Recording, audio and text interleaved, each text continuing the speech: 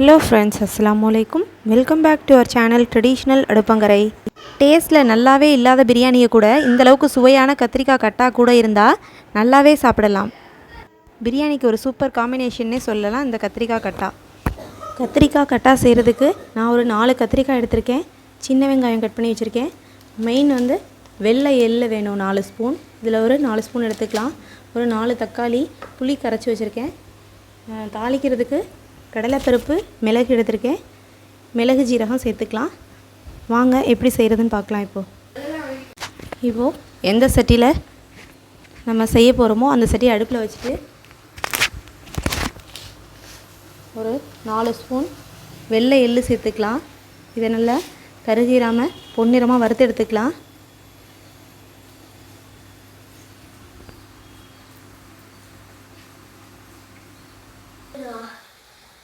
பொன்னிறமாக வறுத்துருச்சு. இப்போ இதை வேற ஒரு பாத்திரத்துக்கு மாற்றி நல்லா நுணுக்கி எடுத்துக்கலாம். இப்போது இந்த ஃபேனில் நல்லெண்ணெய் ஆர் கடலெண்ணெய் ஏதாவது ஒன்று எடுத்துக்கலாம். இப்போது ஆயில் ஹீட் ஆகிடுச்சு. இது கூட கடுகு உளுந்தம்பருப்பு சேர்த்துக்கிறேன். முழு மிளகு கொஞ்சம், கடலைப்பருப்பு கொஞ்சம் சேர்த்துக்கலாம். இப்போது கடுகு உளுந்தம்பருப்பு பொரிஞ்சிருச்சு. இப்போ இது கூட 2 கருவேப்பிலை சேர்த்துட்டு கட் பண்ணி வச்சுருக்கிற சின்ன வெங்காயத்தை சேர்த்துக்கலாம்.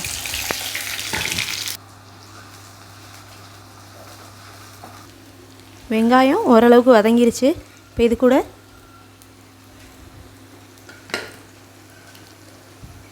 கத்திரிக்காயை இந்த மாதிரி நீட்ட வாகில் கட் பண்ணிவிட்டு 4ஆக கட் பண்ணிவிட்டு தண்ணியில் போட்டு வச்சுருக்கேன். இப்போ இதையும் சேர்த்து நல்லா வதக்கி எடுத்துடலாம். காய் இதிலையே வெந்துடணும்.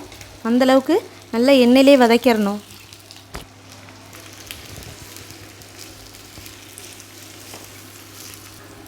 இப்போ இது கூட கொஞ்சம் உப்பு சேர்த்துக்கலாம். ஒரு 4 தக்காளி கட் பண்ணி வச்சுருக்கேன். அதையும் இது கூட சேர்த்து நல்லா வதக்கி எடுத்துடலாம். வெங்காயத்தோடு சேர்ந்து கத்திரிக்காய் ஓரளவுக்கு நல்லா வதங்கிட்டுருக்கு.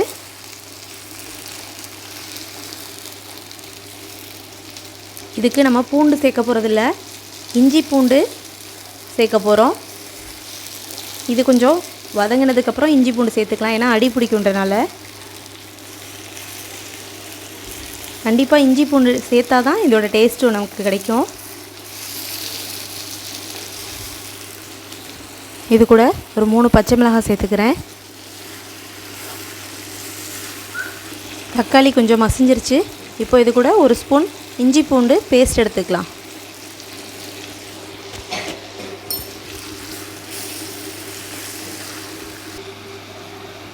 இப்போது தக்காளி கத்திரிக்காய் எல்லாம் நல்லா மசிஞ்சு வந்துருச்சு.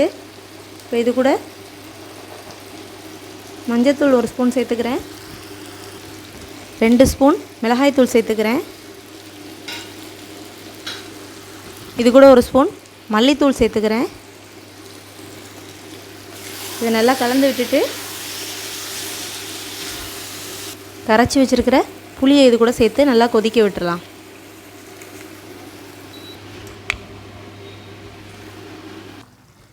இப்போ நல்லா கொதி வந்துருச்சு. இப்போ ஒரு மூடி போட்டு கொஞ்சம் லோ ஃப்ளேமில் வச்சு நல்லா கொதிக்க விட்டு எடுத்துக்கலாம். ஒரு 1/4 மணி நேரம் நல்லா சிம்லேயே வச்சு கொதிக்க வச்சுக்கலாம்.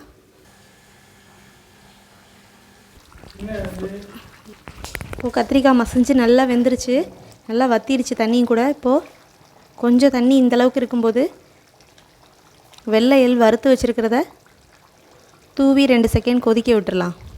எள்ளை வறுத்துட்டு இந்த மாதிரி நல்லா பவுட்ரு பண்ணி எடுத்து வச்சுக்கோங்க. 4 ஸ்பூன் சேர்த்துருக்கேன் நான் எள்.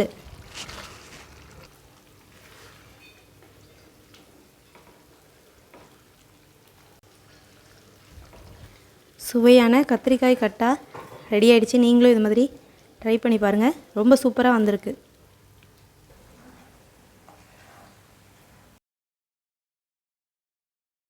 பிரியாணிக்கு இது ஒரு சூப்பர் டூப்பர் காம்பினேஷன்.